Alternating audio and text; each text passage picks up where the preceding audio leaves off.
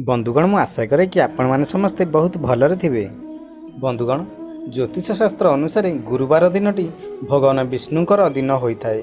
एणु एही दिन भगवान विष्णुंकर पूजा करा जाइथाय। बंधुगण चलंतु जानिबा सही चारोटी कार्य विषय रे।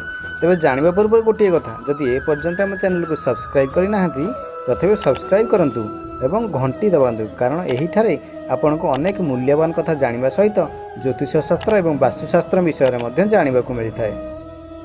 तेबे बंधुगण प्रथमटी हेउची ध्यान रखिबा दरकार जे गुरुवार दिन केबे भी पुरुष बा स्त्री लोक बाल बा नख काटंतु नहीं।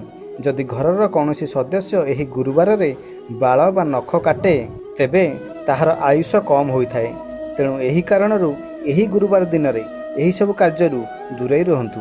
द्वितीयटी हेउची महिला माने केबे भी एही गुरुवार दिन रे बाल धुंतु नहीं बा मुंड सफा करंतु नहीं, कारण ज्योतिष शास्त्र अनुसार एही दिन रे मुंड धोइबा द्वारा तांकर बृहस्पति चलन रे अस्थिरता देखा देइथाय।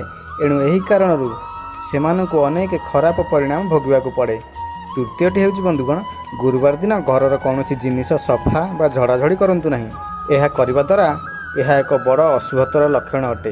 एहा द्वारा माता लक्ष्मी रागी जाइथांती एवं से घर छाड़ी चली जाइथांती। चतुर्थटी हेउची बंधुगण गुरुवार दिन घरर कौनसी मैला कपड़ा बा पिंधा वस्त्र सफा करा जाए नहीं। यह द्वारा घर को दुर्भाग्य और दुर्दशा माड़ी आसी थाए।